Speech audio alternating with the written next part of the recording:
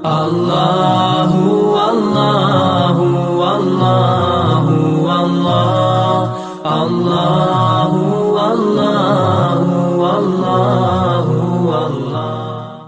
إن الحمد لله نحمده ونستعينه ونستغفره ونؤمن به ونتوكل عليه ونعوذ بالله من شرور أنفسنا ومن سيئات أعمالنا.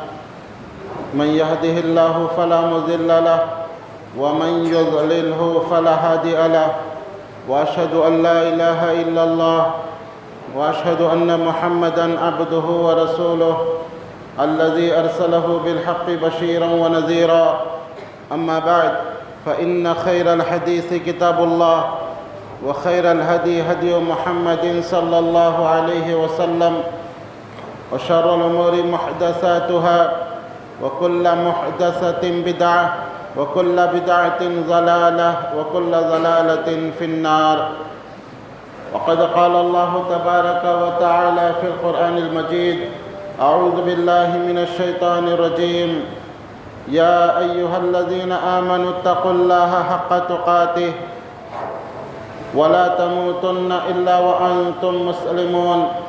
يا أيها الناس اتقوا ربكم الذي خلقكم من نفس واحدة وخلق منها زوجها وبث منهما رجالا كثيرا ونساء، واتقوا الله الذي تساءلون به والأرحام إن الله كان عليكم رقيبا.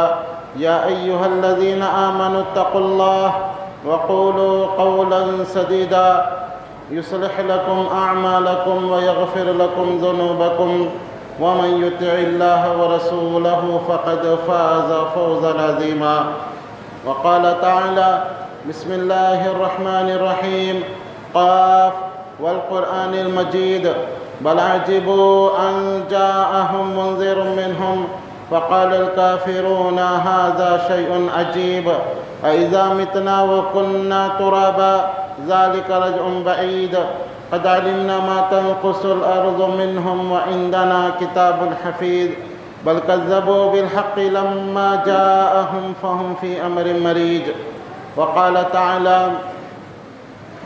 شهر رمضان الذي أنزل فيه القرآن هدى للناس وبينات من الهدى والفرقان فمن شهد منكم الشهر فليصم ومن كان مريضا أو على سفر فعدة من أيام أخر يريد الله بكم اليسر ولا يريد بكم العسر ولتكملوا العدة ولتكبروا الله على ما هداكم ولعلكم تشكرون.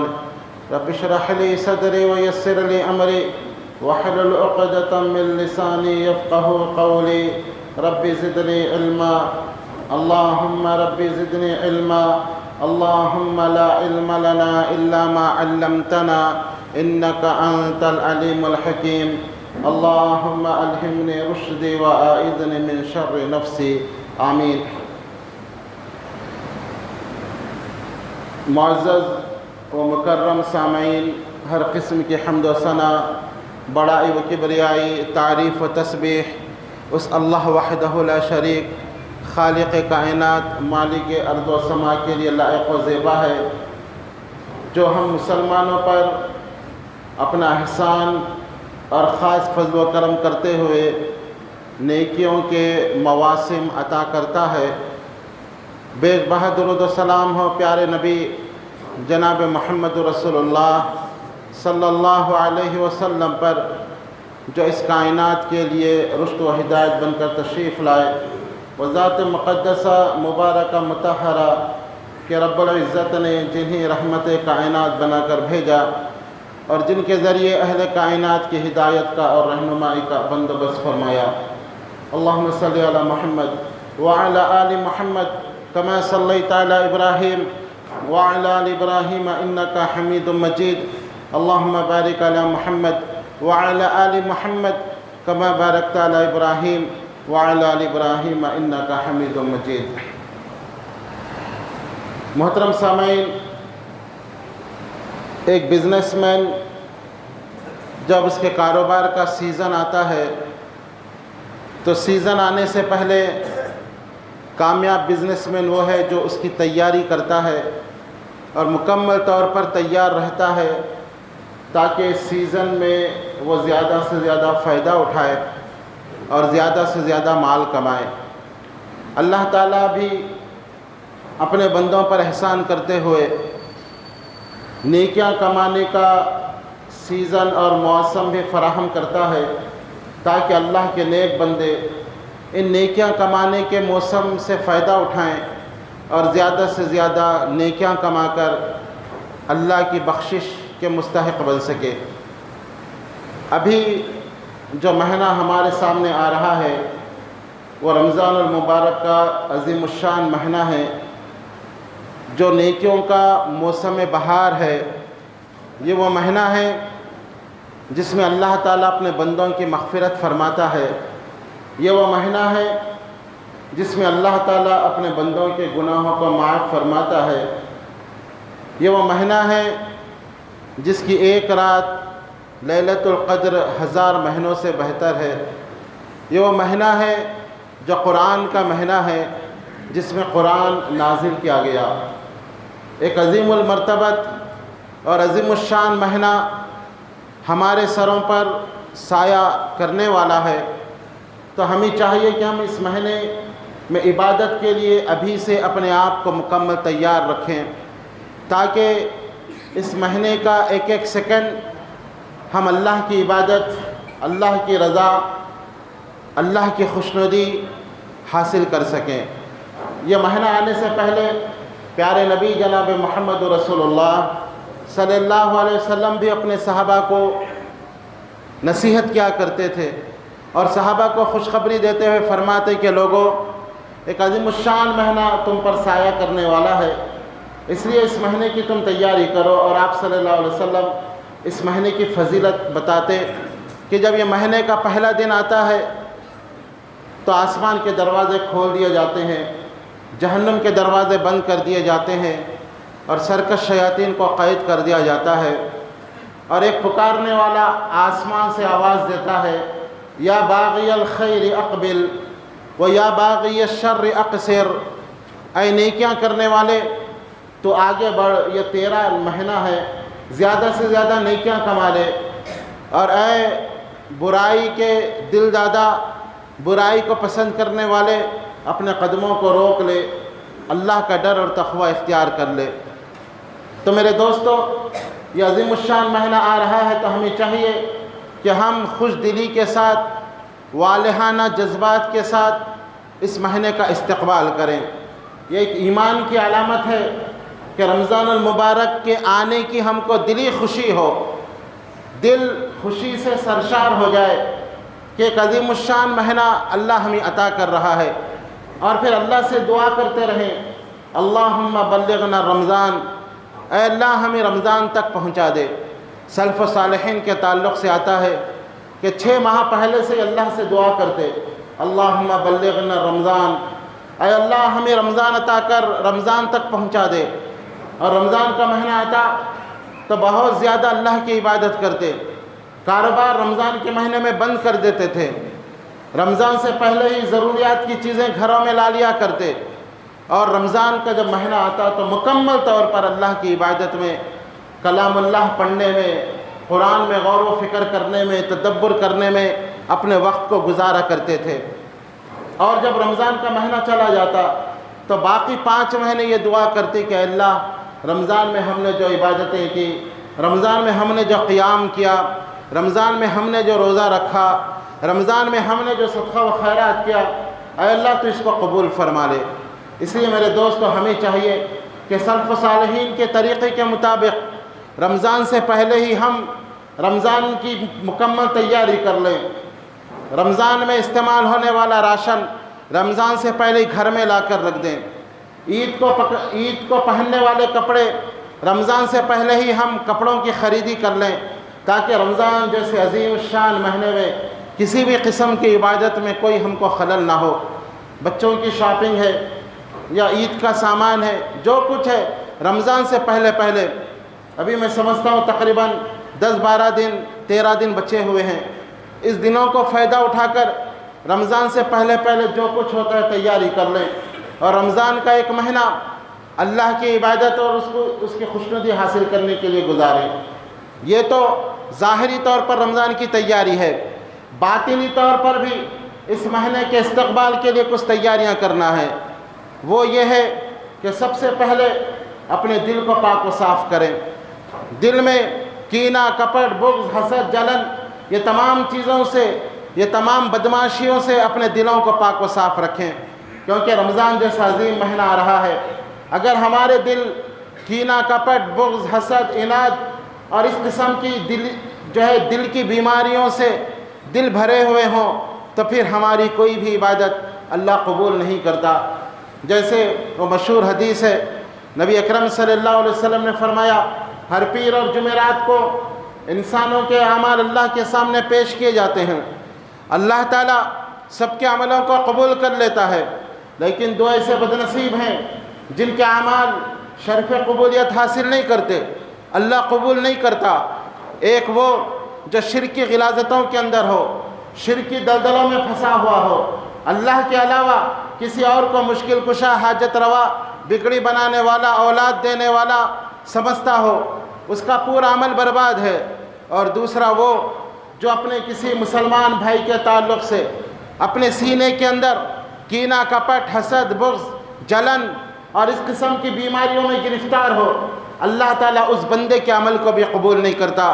اور فرشتوں سے کہا جاتا ہے کہ اس کے جو اعمال کا رجسٹر ہے اس کو سائڈ میں رکھ دو، جب یہ آپس میں صلح کر لیں گے پھر میں ان کے عمل کو قبول کروں گا۔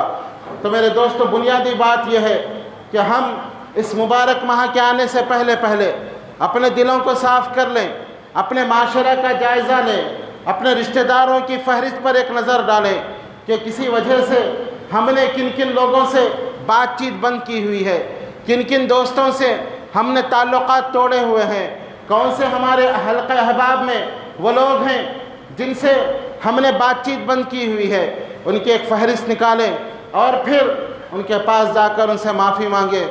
فون کا دور ہے، اللہ نے سہولت دی ہے، فون کے ذریعے ان سے معافی مانگیں اور کہیں کہ ہم نے آپ سے بات بند کی ہوئی تھی، لیکن یہ مبارک مہینہ آ رہا ہے، ہم اللہ کے لیے اللہ کا واسطہ دے کر آپ کو کہتے ہیں کہ آپ ہم کو معاف کر دیں، ہم نے اپنے دل کو آپ کے لیے صاف کر دیا ہے، جو کچھ ہوا گزر گیا، اللہ ہمیں اور آپ کو معاف کرے۔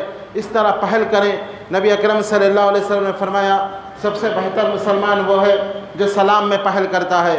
اگر کسی مسلمان سے انبن ہو جائے، شریعت انسانی جذبات کا بھی خیال رکھتی ہے، انسان کو غصہ آتا ہے، ہو سکتا کسی بات سے ناراض ہو جائے، شریعت نے کہا کہ ٹھیک ہے، 3 دن تک تم بات چیت بند کر سکتے ہو، تم انسان ہو، کوئی فرشتے نہیں ہو، تو انسانی جذبات کا اسلام میں بھی اس کا لحاظ رکھا گیا۔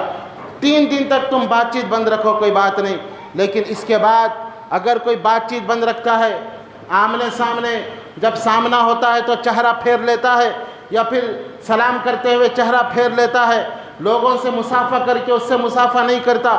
بہت وقت ایسا ہوتا ہے جب ہم کسی کو سلام کرتے ہیں، ہم جس سے بات بند ہے اس کو مصافحہ نہیں کرتے، دوسرے لوگوں سے ہاتھ ملاتے ہیں۔ میرے دوستو، شریعت اس کی اجازت نہیں دیتی۔ 3 دن آپ کو اجازت ہے، لیکن 3 دن کے بعد اگر آپ بات نہیں کرتے تو یہ زیادتی ہے، یہ گناہ ہے، اسلام اس کو پسند نہیں کرتا، شریعت اس کو برداشت نہیں کرتی، بلکہ حکم یہ ہے کہ تیسرے دن صلح صفائی کر لو۔ اور اللہ تعالیٰ بڑے پیارے انداز سے فرماتا ہے، فَلْيَعْفُوا وَلْيَصْفَحُوا أَلَا تُحِبُّونَ أَن يَغْفِرَ اللَّهُ لَكُمْ، تم آپس میں معاف کیا کرو، درگزر کا معاملہ کیا کرو۔ أَلَا تُحِبُّونَ أَن يَغْفِرَ اللَّهُ لَكُمْ، کہ اللہ یہ بات پسند نہیں کرتا کہ وہ تم کو معاف کرے۔ جب تم یہ چاہتے ہو کہ اللہ تمہارے گناہوں کو معاف کرے، تم بھی لوگوں کو معاف کرتے جاؤ، معافی کو پسند کرو۔ اور معاف کرنا یہ بڑے لوگوں کی علامت ہے، جیسے اللہ تعالیٰ نے قرآن کے اندر فرمایا کہ جو والعافین عن الناس واللہ یحب المحسنین، اللہ وہ محسن ہے، اللہ ان سے محبت کرتا ہے۔ والکاظمین الغیظ، جو غصے کو پیتے ہیں۔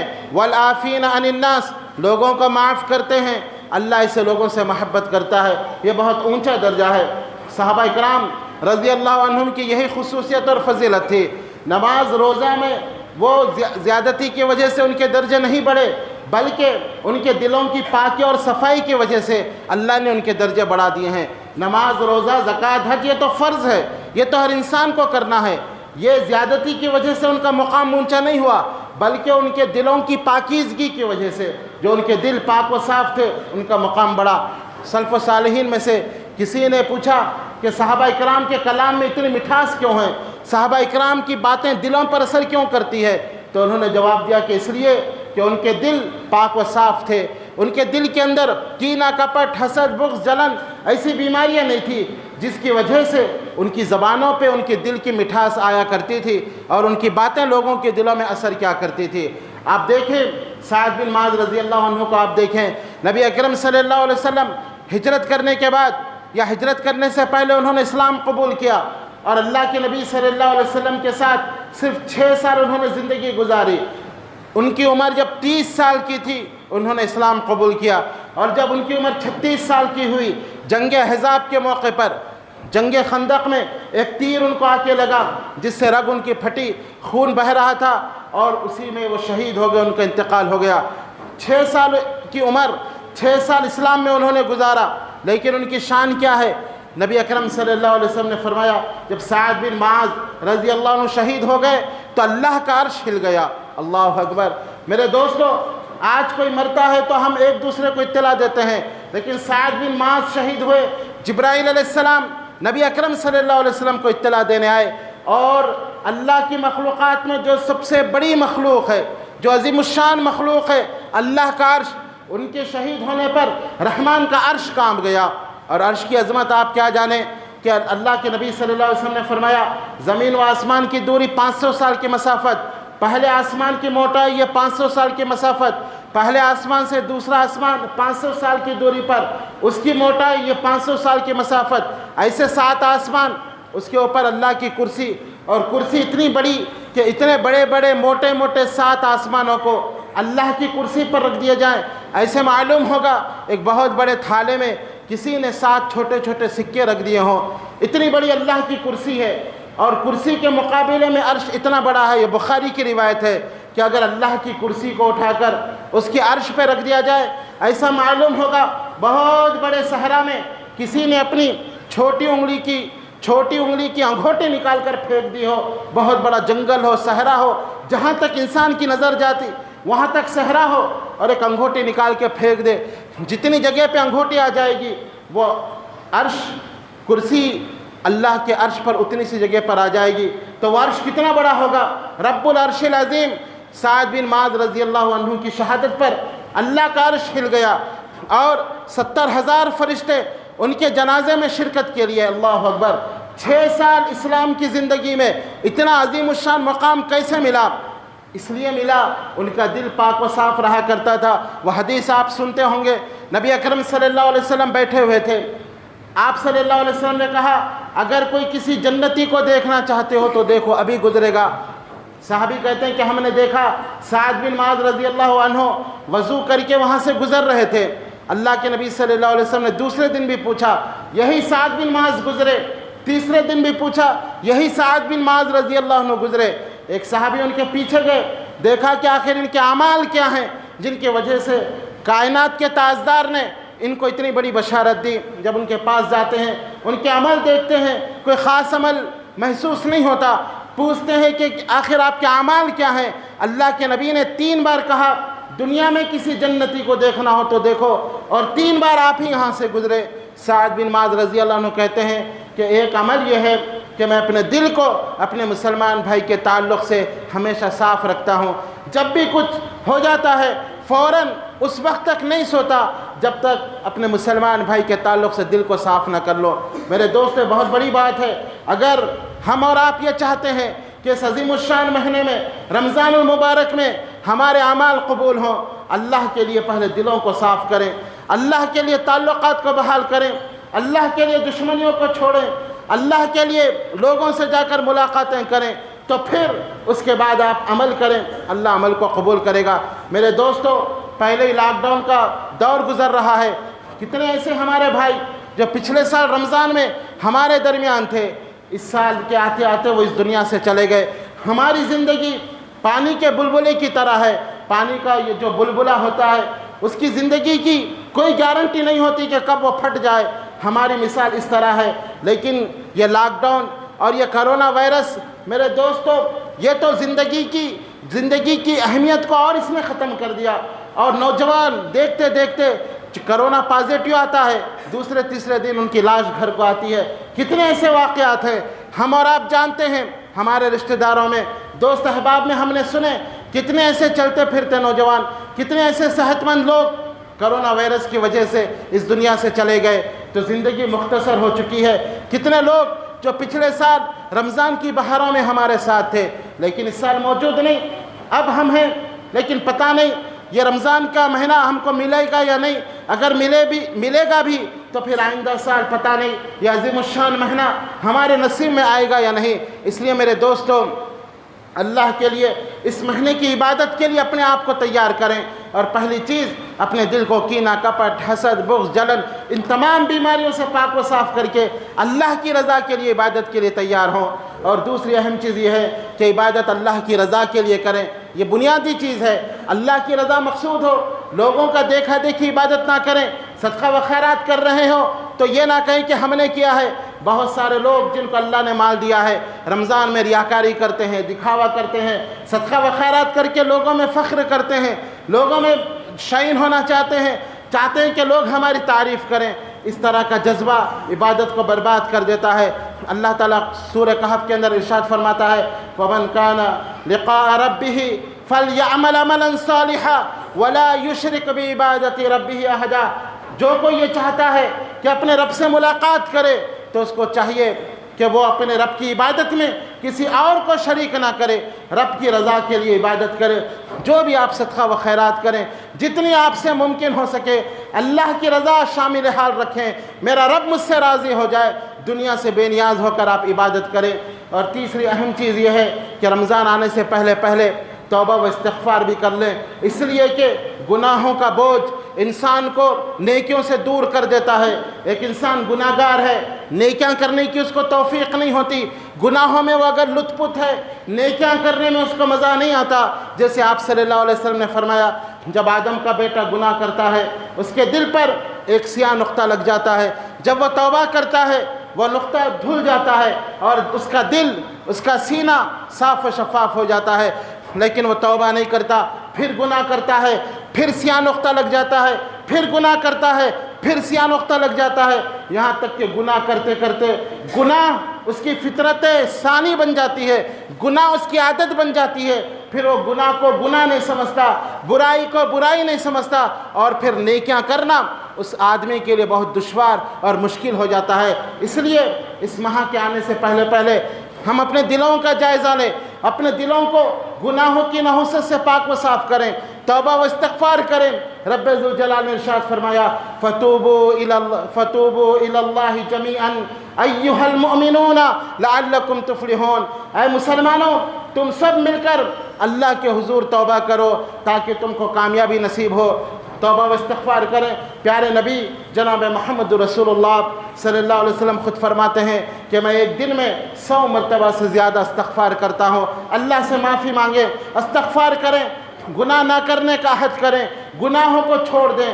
گناہوں کی کچھ عادت ہے تو وہ گناہوں کو اللہ کے لیے چھوڑ دیں، توبہ و استغفار کریں. بہت سارے ایسے گناہ جن کو ہم نے معمولی سمجھ لیا ہے، بڑے بڑے گناہ ہیں، کبیرہ گناہ ہیں. جیسے جھوٹ بولنا، جھوٹ کی باتوں پر عمل کرنا، بات میں جھوٹ بولنا، جھوٹے وعدے کرنا، یہ بہت بڑے گناہ ہیں. جھوٹ بولنے سے بچیں، جھوٹے وعدے نہ کریں، سچائی کو لازم پکڑ لیں، سچائی کو اختیار کریں. اور بھی بہت سارے گناہ، غیبت کرنا ہے، بہت بڑا گناہ ہے. غیبت کرنے والا گویا اپنے مردار بھائی کا گوشت کھانے کے برابر ہے. آج ہم اپنی مجلسوں کا جائزہ لیں، اپنی محفلوں کو دیکھیں، کتنی غیبتیں آج ہم کرتے ہیں. صبح سے شام تک تھوڑا غور کر کے دیکھیں کہاں ہماری بیٹھک ہوئی، کس سے ہم نے بات کی اور کس کی ہم نے غیبت کی. آج ہماری مجلسیں بغیر غیبت کے اختتام کو نہیں پہنچتی. 2 لوگ بیٹھتے ہیں میرے دوست، دشمن تو دشمن، 2 دوست بیٹھ کر تیسرے دوست کی غیبت کرتے ہیں اور اس وقت تک ان کو چین نصیب نہیں آتا. یہ غیبت کرنا یہ منہ کا مزہ بن گیا ہے، یہ کانوں کو لطف آتا ہے. جب تک غیبت نہ کریں ہماری مجلسیں پھیکی نظر آتی ہے اور یہ اس کا بہت بڑا گناہ ہے۔ غیبت ہرگز نہ کریں، اللہ کی رحمتوں سے وہ مجلسیں دور ہو جاتی ہے، اللہ کا غضب نازل ہوتا ہے۔ اس طرح جھوٹ بولنا، غیبت کرنا، یہ تمام برائیوں کو چھوڑیں، اچھائیوں کو اپنائیں۔ یہ قرآن کا مہینہ ہے، یہ مہینہ شہر رمضان الذی انزل فیہ القرآن، اللہ نے کہا قرآن کا مہینہ، قرآن کثرت سے پڑھیں، قرآن پڑھنے کی ابھی سے عادت ڈالیں، زیادہ سے زیادہ قرآن کی تلاوت کریں تاکہ رمضان کے مہینے میں ہم اچھے انداز سے کلام اللہ کو پڑھ سکیں۔ اگر آپ روزانہ 2 صفحے پڑھ رہے ہوں، 4 صفحے پڑھنا شروع کر دیں، 5 صفحے پڑھنا شروع کر دیں۔ آپ یہ نہ سوچیں رمضان آئے گا تو میں شروع کروں گا، نہیں۔ سلف صالحین کہا کرتے تھے رجب کا مہینہ ایسا ہے جیسے ہواؤں کا مہینہ ہوتا ہے، شعبان کا مہینہ ایسا ہے جیسے بارش کا مہینہ، اور رمضان کا مہینہ ایسے ہے جیسے فصل اگانے کا مہینہ۔ جو رمضان کے مہینے کی تیاری رجب سے نہیں کرتا وہ رمضان سے کوئی فائدہ نہیں اٹھا سکتا۔ مثال کے طور پہ مثال دیتے تھے، رجب کا مہینہ ایسا ہے جیسا کسی نے بیج کو بویا ہے، اور شعبان کا مہینہ ایسا ہے جیسا کسی نے کھیتی میں پانی ڈالا ہو، اور رمضان کا مہینہ ایسا ہے جیسا اس نے اس کھیت سے فصل کاٹا ہو۔ جو شخص جو بیج نہ بوئے، جو شخص پانی نہ ڈالے، وہ رمضان کے مہینے میں کیسے فصل کو کاٹ سکتا ہے؟ تو رمضان کے مہینے کا اگر آپ مکمل فائدہ اٹھانا چاہتے ہیں، یہ نہ سوچیں کہ رمضان آنے کے بعد ہم عبادت کریں گے، نہیں، ابھی سے ہی اپنے آپ کو عبادت کے لیے تیار کریں تاکہ جب رمضان آ جائے تو اللہ کی عبادت کر سکیں۔ ورنہ ایسا ہوتا ہے انسان سوچتا ہے کہ رمضان ہے عبادت کریں گے، لیکن رمضان کا مہینہ بڑا تیزی کے ساتھ گزر جاتا ہے، یہ عبادت کے لیے اپنے آپ کو تیاری کرنے لگتا رہتا ہے، اور رمضان کا مہینہ گزرتے گزرتے آخری عشرہ اور پھر اس کے بعد عید کا دن آ جاتا ہے، اور پھر ہماری حالت ویسی ہی رہتی ہے جیسے رمضان سے پہلے ہم تھے۔ اسی طرح گناہوں میں لت پت، نہ گناہوں کی ہم نے معافی مانگی، نہ گناہوں سے ہم کو معافی دی گئی، نہ ہی ہمارے درجات بلند ہوئے، اور پھر نبی اکرم صلی اللہ علیہ وسلم کی اس بد دعا کے ہم مستحق بن جاتے ہیں کہ آپ صلی اللہ علیہ وسلم ایک مرتبہ منبر پر چڑھ رہے تھے، پہلی سیڑھی پر قدم رکھا تو آپ نے کہا آمین، دوسری سیڑھی پر قدم رکھا تو کہا آمین، تیسری سیڑھی پر قدم رکھا تو کہا آمین۔ صحابہ نے پوچھا اللہ کے نبی آپ نے آج ایک غیر معمولی عمل کیا ہے۔ آپ نے کہا کہ جب میں پہلی سیڑھی پر قدم رکھا جبرائیل امین میرے پاس ہے اور کہا اے اللہ کے نبی وہ اللہ کی رحمت سے دور ہو جائے جو رمضان کا مہینہ پائے پھر بھی اپنی مغفرت نہ کرا لے۔ سب سے بڑا بدنصیب ہے وہ شخص کہ اس عظیم الشان مہینہ اللہ نے اس کو عطا کیا اور وہ اسی طرح چھابو کا چھابو رہ گیا، اپنی مغفرت نہ کرا سکا، گناہوں سے معافی نہ کرا سکا۔ وہ اللہ کے نبی نے فرمایا اللہ کی رحمت سے دوری، جبرائیل علیہ السلام کی بد دعا اور اللہ کے نبی کی آمین۔ تو میرے دوستو اس سے بڑا بدنصیب کون سا انسان ہو سکتا ہے؟ اسی لیے ہمیں چاہیے کہ رمضان کے مہینے کی ابھی سے ہی تیاری کریں، قرآن کثرت کے ساتھ پڑھیں، توبہ و استغفار کریں، اور اپنے دل کو کینہ کپٹ بغض حسد جلن یہ تمام دل کی بیماریوں سے پاک و صاف کر کے مکمل طور پہ اللہ کے اس مہمان کی اس عظیم الشان مہینے کا اچھے انداز سے استقبال کریں۔ اور پھر اہم بات یہ ہے کہ رمضان کے مسائل کے تعلق سے علم بھی حاصل کریں، کیونکہ جب تک انسان کو علم نہ ہو وہ عمل نہیں کر سکتا۔ علم حاصل کریں کہ اس کے مسائل کیا ہیں، روزہ کب ٹوٹتا ہے، روزے کے مسائل کیا ہیں، سحری کے مسائل کیا ہیں۔ ہمارے پاس علم نہیں ہوتا، بس اسی طرح روزے رہ رہے ہیں، سحری کر رہے ہیں، جبکہ اللہ تعالیٰ نے قرآن کے اندر عمل سے پہلے علم حاصل کرنے کا حکم دیا۔ فرمایا فَعَلَمْ أَنَّهُ لَا إِلَهَ إِلَّا اللَّهُ وَاسْتَغْفِرْ لِذَنبِكَ۔ سورہ محمد میں اللہ نے کہا اے نبی علم حاصل کیجئے پہلے۔ آپ کس چیز کا علم؟ لا الہ الا اللہ، اللہ کے سوا کوئی سچا معبود نہیں، اس کا علم حاصل کیجئے۔ وَاسْتَغْفِرْ لِذَنبِكَ، اس کے بعد عمل کیجئے۔ عمل کیا ہے؟ اپنے گناہوں کی معافی مانگیے۔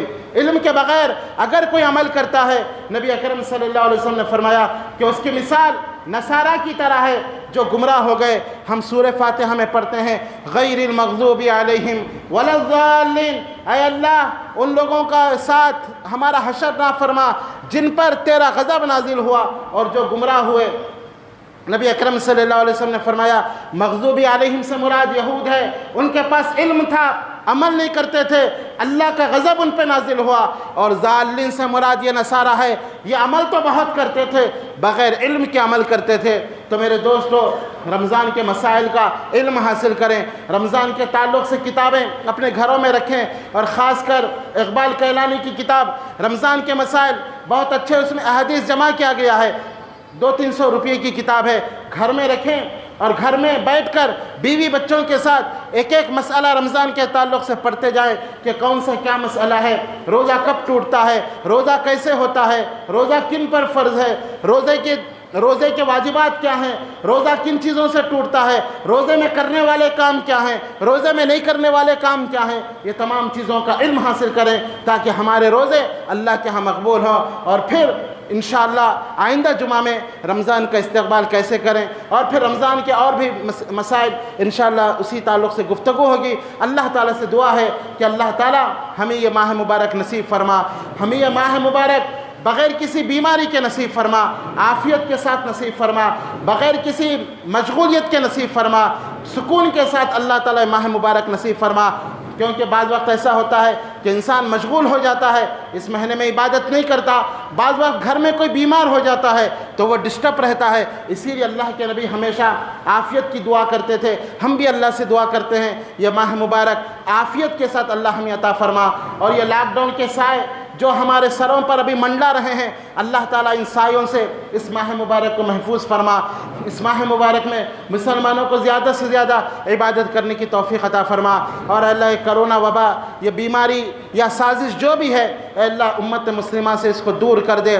اللہ تعالیٰ ہم مسلمانوں کو صحت و عافیت عطا فرما، پوری دنیا سے اس وائرس کا خاتمہ کر دے، اللہ تعالیٰ چین و سکون عطا فرما، جب تک اللہ زندہ رکھے ایمان و اسلام کی حالت میں زندہ رکھ، اور جب موت آئے کلمہ شہادت اشہد ان لا الہ الا اللہ ہماری زبان پر جاری رہے۔ آمین یا رب العالمین، وآخر دعوانا ان الحمد للہ رب العالمین۔